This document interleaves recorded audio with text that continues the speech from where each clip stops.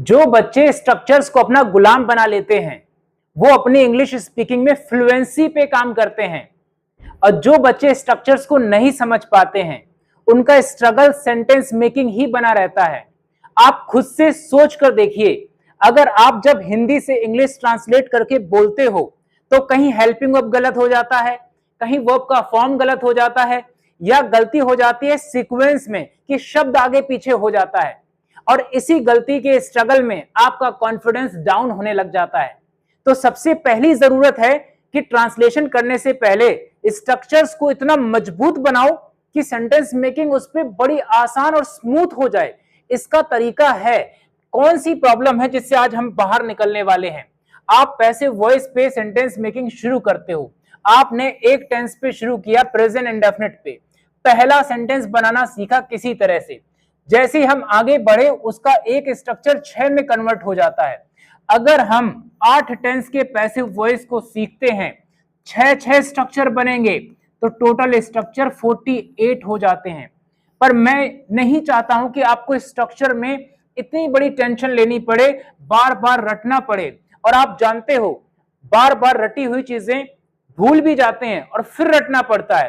पर अगर एक पैटर्न दिमाग में छप गया तो भूलना मुश्किल हो जाएगा। क्यों? क्योंकि वो पैटर्न इतना आसान है और इतना कारगर है कि वो इंग्लिश स्पीकिंग में आपको बहुत मदद करेगा। जब आप हिंदी में सेंटेंस सोच रहे होगे, वो स्ट्रक्चर शब्दों को वैसे ही अरेंज करके रख देगा, तो आप आसानी से सही इंग्लिश बोलने लग जाओगे। ये एक बहुत इंपॉर्टेंट पार्ट है इंग्लिश कोर्स का। अगर आपने इसमें मजबूती हासिल कर ली तो आप अपनी फ्लुएंसी पे काम कर सकते हो, नहीं तो इसी स्ट्रगल से निकल नहीं पाएंगे हम। अब देखो, कोई भी पैसिव वॉइस कहां से शुरू होता है? ऑब्जेक्ट से। उसके बाद क्या आएगी? हेल्पिंग वर्ब आएगी। उसके बाद क्या आता है? Third form. बाय लगाकर हम सब्जेक्ट लगाते हैं। ये एक बेसिक तरीका है अफर्मेटिव सेंटेंस को लिखने का। अब ध्यान दो, अभी जो मैं कह रहा हूं उस पर स्पेशली ध्यान रखेंगे हम, पैटर्न जब सिखाएंगे आपको। हमें सिर्फ हेल्पिंग वर्ब पे फोकस करना है, बाकी जो बचे हुए वर्ड हैं वो बड़े कॉमन होते हैं। देखो, सीधा स्ट्रक्चर में आपको सिखाते हैं। अब हम बात करने वाले हैं उस पैटर्न की। एक टेंस के स्ट्रक्चर के पैटर्न को समझो, इसके बाद मैं प्रूफ करके दूंगा कि आपको पैसिव वॉइस के सारे स्ट्रक्चर आप खुद बना लोगे। आप क्या बोलोगे पता है? आप बोलोगे मुझे हेल्पिंग वर्ब और वर्ब बताओ। वर्ब तो समय V3 रहेगा, आप मुझे सिर्फ हेल्पिंग वर्ब बताओ, स्ट्रक्चर मैं बना के देता हूं। यूं दिमाग में अरेंज होने लग जाएंगे स्ट्रक्चर्स। तरीका क्या है? ये प्रेजेंट इंडेफिनिट का एक स्ट्रक्चर है अफर्मेटिव। ऑब्जेक्ट से शुरू हुआ है, इज एमआर आ रहा है, V3 आ रहा है, बाई प्लस सब्जेक्ट। आपको सबसे पहला काम करना है, इस स्ट्रक्चर को 2 भागों में तोड़ना है। 2 भाग कौन से हैं वो यही समझना है। ऑब्जेक्ट के साथ हेल्पिंग वर्ब का एक हिस्सा कर लो और बाकी बचा हुआ हिस्सा एक कर लो। अब जब आप सेंटेंस मेकिंग में स्ट्रक्चर्स बढ़ाओगे, इस हिस्से में कोई बदलाव नहीं होगा। ये हिस्सा सेम रहेगा हर स्ट्रक्चर में, चाहे वो नेगेटिव हो, इंट्रोगेटिव हो या WH क्वेश्चन हो, किसी भी तरह का हो। मैं देखो पहले ही इनको पूरा एक साथ लिख देता हूं जिससे कि आपके दिमाग में ये पैटर्न छपे।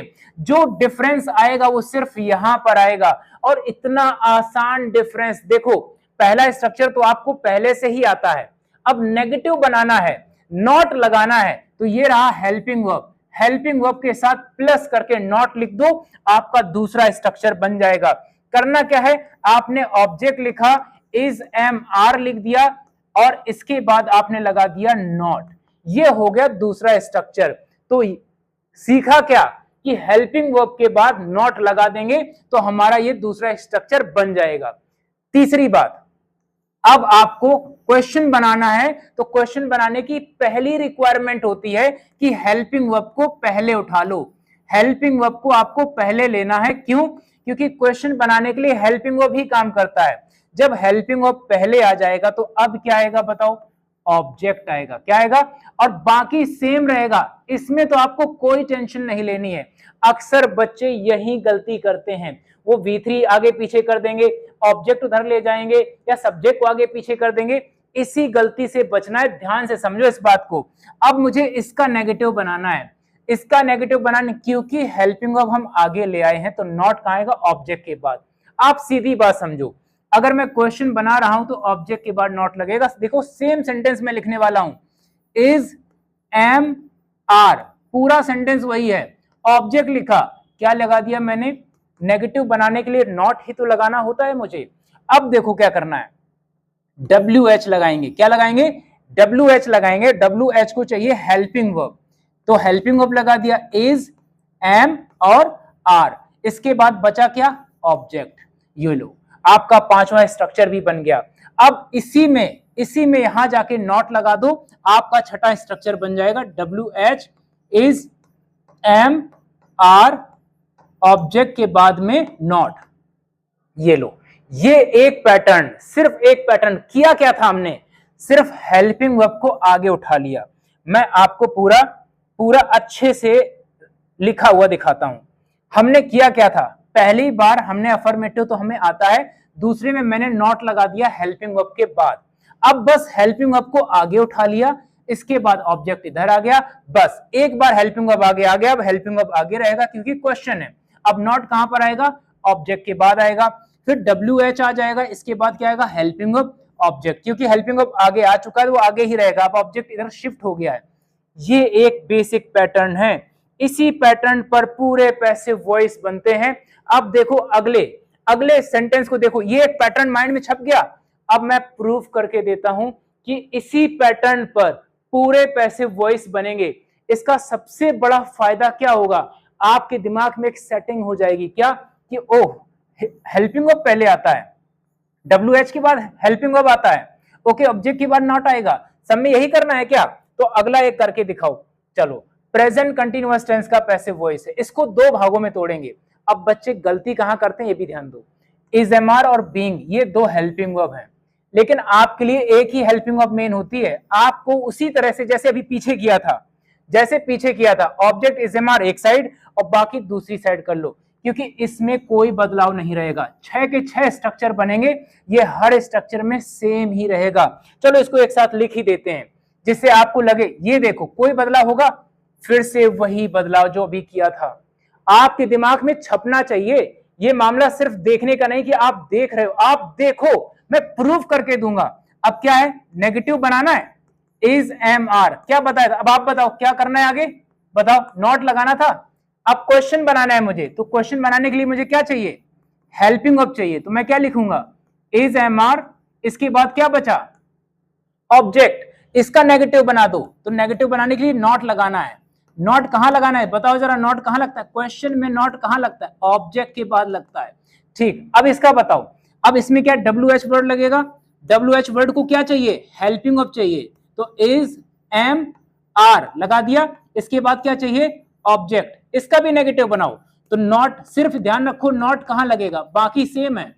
नॉट बताओ कहां लगेगा, ऑब्जेक्ट के बाद में, ये लो सेम वही चीज की जो मैंने अभी पीछे की थी, कोई भी डिफरेंस नहीं है। माइंड में सेट करो इसको, इज, एम, आर के बाद नॉट, फिर इज, एम, आर पहले, फिर ऑब्जेक्ट, फिर इज, एम, आर, ऑब्जेक्ट के बाद नॉट, ऑब्जेक्ट के बाद नॉट। क्वेश्चन में ऑब्जेक्ट के बाद नॉट आता है, हेल्पिंग वर्ब पहले आ गया, कोई बदलाव नहीं। गलती बच्चे क्या करते हैं, वो helping verb is, am, are, being पहले उठा लेंगे पूरा, तो हो गया गलत पैटर्न।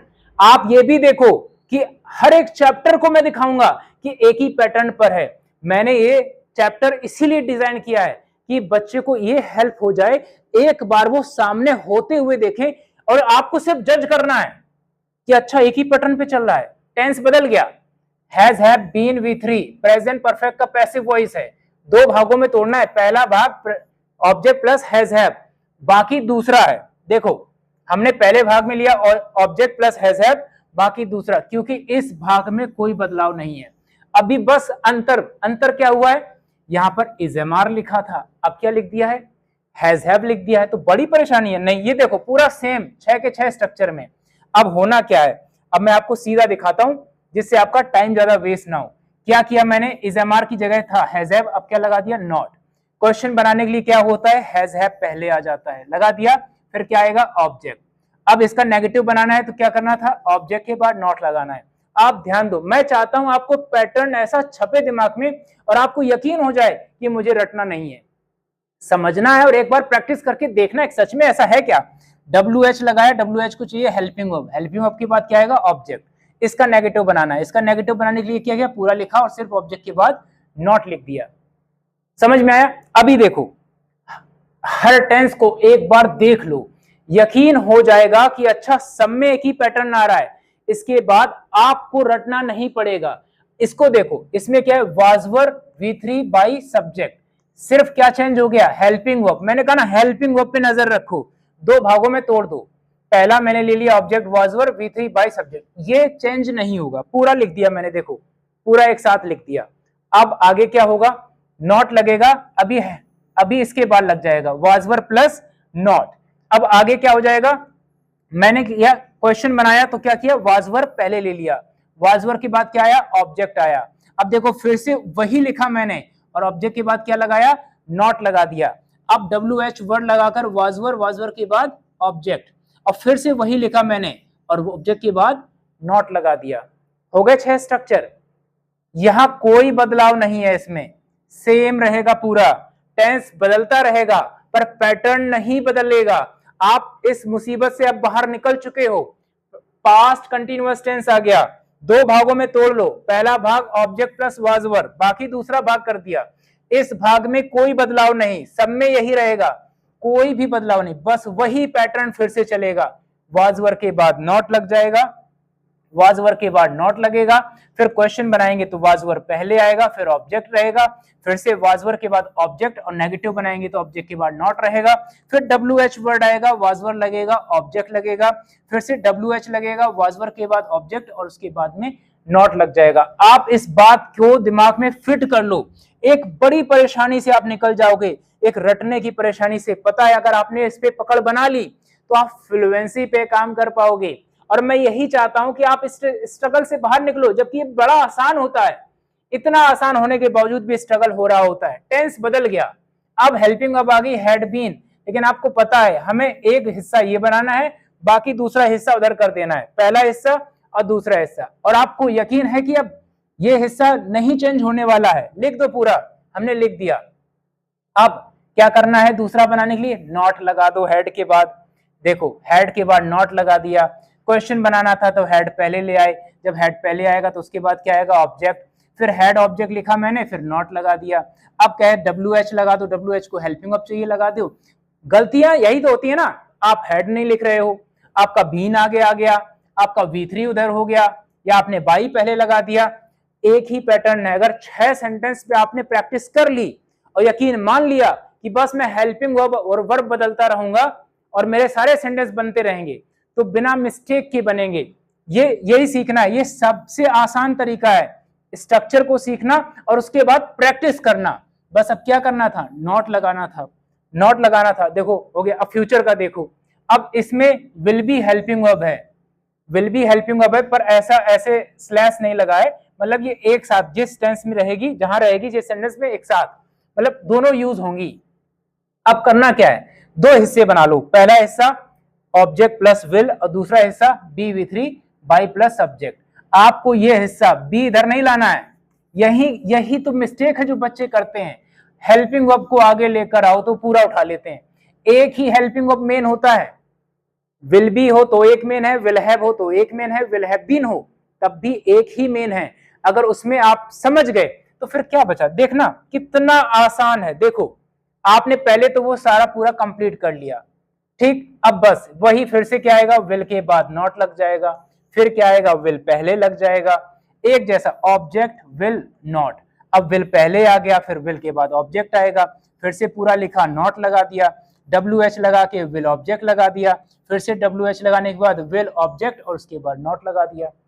क्या बदल रहा है, सिर्फ ये हेल्पिंग वर्ब, सिर्फ ये वर्ड बदल रहा है। अगर मैं इसकी जगह हैड कर दूंगा तो पास्ट परफेक्ट का बन जाएगा। हाँ, साथ में बीन का भी ध्यान रखेंगे हम, बस हेल्पिंग वर्ब का ही तो अंतर है। Will have been, 3 helping verb. बच्चा सोचता है इतना बड़ा कैसे बनेगा, दो भाग कर लो इसको, दो भाग करो, ऑब्जेक्ट और विल बनाया और अगले भाग में क्या लिखा, have been V3 by plus subject. इसमें कोई बदलाव नहीं होगा। बच्चों की गलतियां ही तो यही होती हैं कि वो हैव को यहाँ पे नॉट लगा दिया, या बीन के बाद नॉट लगा दे रहे हैं, या विल हैव को पहले उठा ले रहे हैं। इन गलतियों से बचो और अपने आप को बताओ और उसे पहचानो कि सिर्फ एक हेल्पिंग वर्ब मेन होती है। लो जो अभी पीछे किया था फिर वही करना है, विल के बाद नॉट लगा देंगे हम, विल के बाद नॉट लगा देंगे, फिर विल पहले लगा देंगे, फिर ऑब्जेक्ट आएगा, फिर वो ऑब्जेक्ट लिख के नॉट लगा देंगे, फिर WH आएगा, फिर विल आएगा, ऑब्जेक्ट आएगा, फिर से वही लिखेंगे, उसके बाद नॉट लगा देंगे।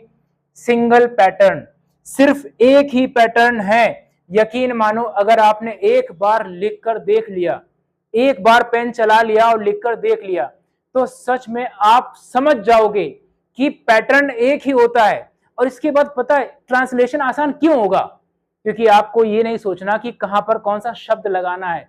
सबसे बड़ी मुसीबत बच्चों की यही होती है। आप देखो ना, जो बिगिनर है, जो गलतियां कर रहा है, उसकी गलतियां होती क्या है?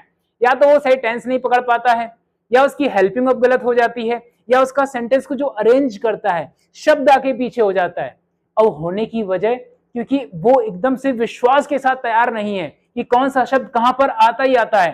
तो ये आपके विश्वास को बढ़ाएगा, ट्रांसलेशन को बढ़ाएगा, फ्लुएंसी को बढ़ाएगा। आप बताओ आपको समझ में आया कि नहीं आया? मिलते हैं अगले वीडियो में।